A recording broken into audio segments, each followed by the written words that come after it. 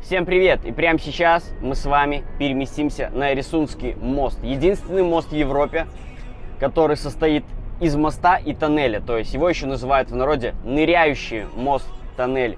Соединяет он две страны, Швеция, Дания. Поэтому поехали. И вот у нас пробка. Я не знаю, связана ли она с мостом. Но да, такое бывает. Такое бывает.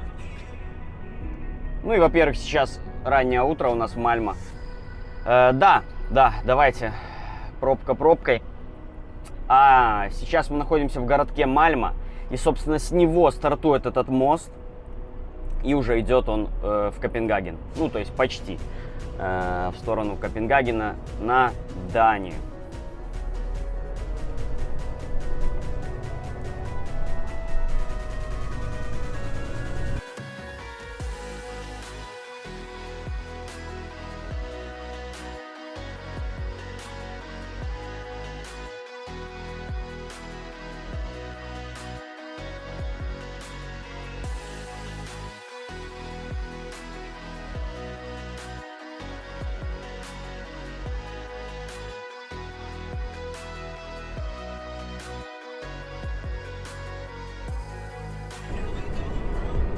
Погода у нас немножко мрачная. Я заказывал солнце вообще, но не получилось. Поэтому как есть.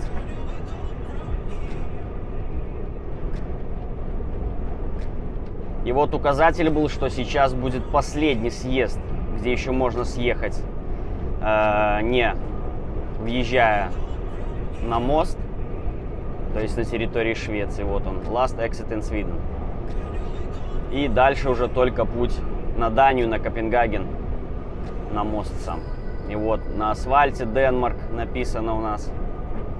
Итак, мы подъезжаем к оплате.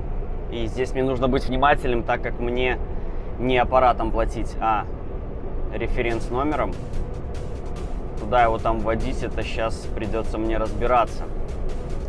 И, в общем, немного по оплате. Для легковых автомобилей проезд стоит около 60 евро. Ну, плюс-минус, это старая информация, которую я нашел. Для грузовиков это около 200 евро. Так, и мы смотрим, что у нас здесь происходит. Мне нужен, наверное, мануальный оператор.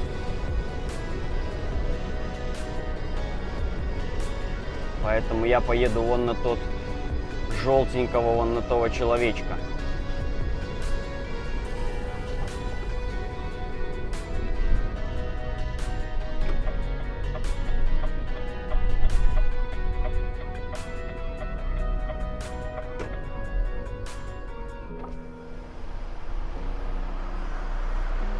Hello, I have a number 06 34 62 74. Thank you, bye.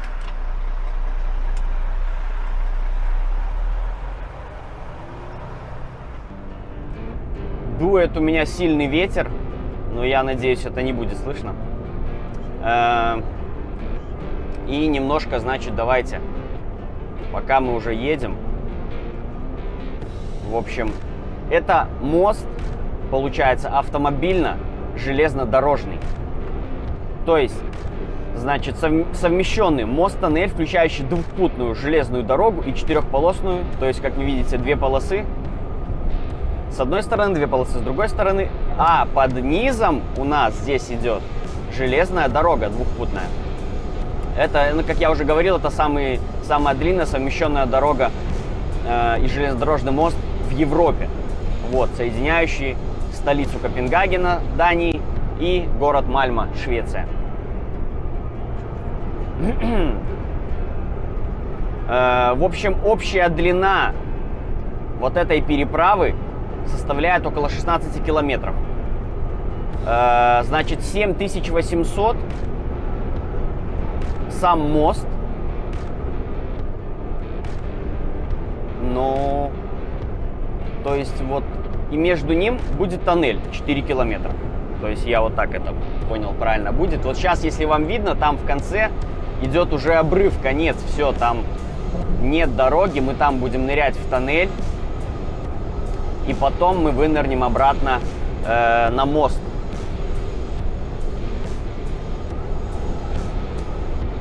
И проходит, естественно, этот мост через Эресунский пролив. От этого и название его Эресунский мост.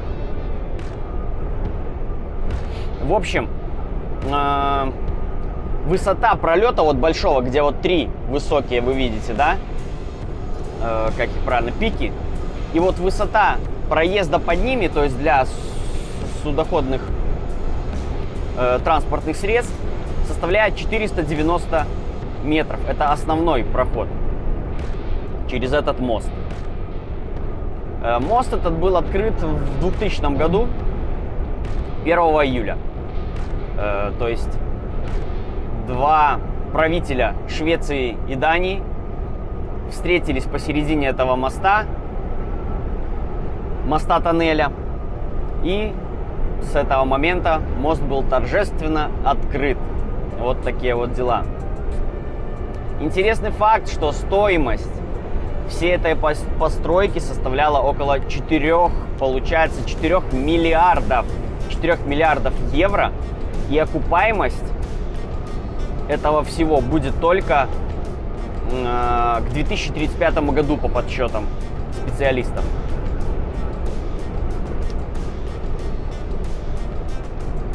По ограничению, что здесь нельзя обгонять, вот, скорость 90 км в час.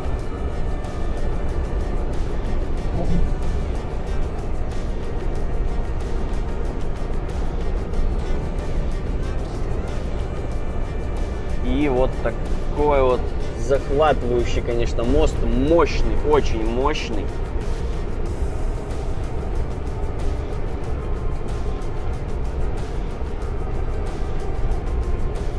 Впечатляющий, конечно, размах всего этого. И сейчас нам будет четко видно, что вот эта дорога ведет в пролив, и мы будем нырять под воду.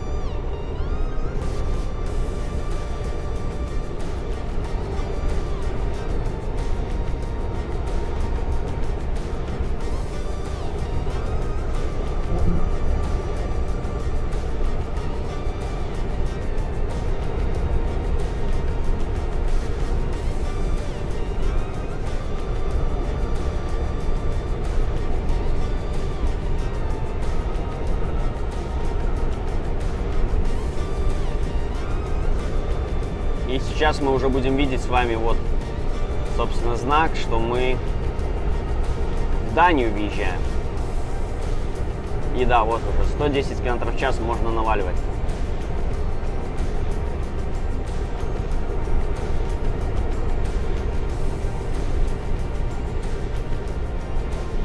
Тоже интересный факт. Высота, ширина и длина моста между Данией и Швецией, а также материалы, из которых он был изготовлен, и остальные тонкости обсуждались специально сформированной группой из Швеции, из Дании, с ровным количеством людей. То есть, ну, естественно, все это делалось совместно с Данией и Швецией. И вообще, замысел такого подобного моста был еще в 1935 году. Но, естественно, в те времена, то есть, не было таких возможностей и не было таких денег, чтобы это сделать. И вот в 1995 году вернулись к этому плану.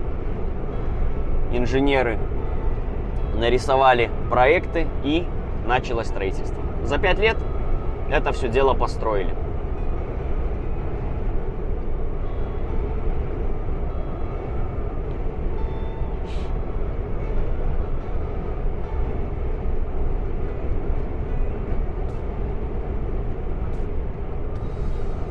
И также вот интересно мне было, когда я читал, что здесь какой-то есть искусственный остров сделан. Пеберхольм. Остров Перец. Это, кстати, скорее всего, вот это он и есть. Куда мы сейчас въезжаем, это искусственно созданный такой остров для начала тоннеля. Интересно то, что строительным материалом для создания этого острова длиной в 4 километра, кстати, его длина полностью идет этого острова. Стали обломки скал и породы, извлеченные при углублении дна. То есть все настолько продумано до мелочей, чтобы хоть как-то снизить стоимость самой этой постройки. И вот вам видно с левой, какая это вообще сторона? Левая. Видите, поезд стоит уже, готовится на старт по мосту.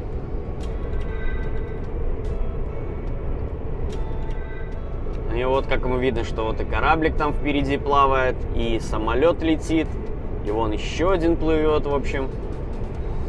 Ну и все, сейчас вот 4,5 километра будет подводной части этой достопримечательности Скандинавии.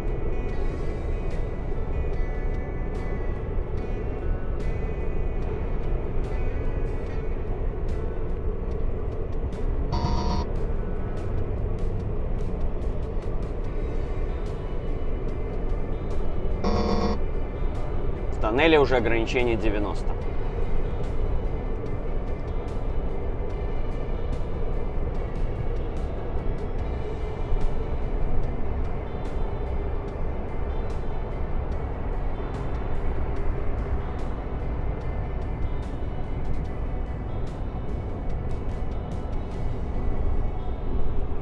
И все, вот мы и вынырнули. Интересный момент, когда едете в обратную сторону.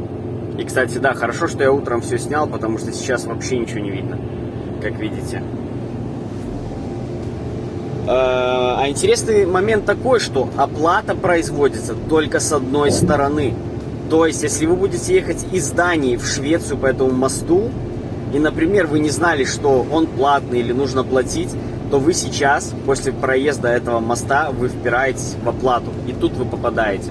То есть, если, например, вы едете со Швеции, например, не знали, подъехали, то у вас есть еще шанс оттуда уехать, развернуться, например, да, то, когда вы уже едете с Дании в Швецию, у вас вариантов других не будет. Вы любым способом, должны будете заплатить. Ну или дальше, я там не знаю, как там это работает. Может, какие-то обязательства будут брать, могут под залог какой-то отпустить или что-то в этом роде. Этого я уже не знаю, не могу сказать. Но вот это я вот сейчас только, когда ехал в обратную сторону, обратил внимание, что пункта оплаты не было. И он сейчас у меня будет на выезде из этого моста.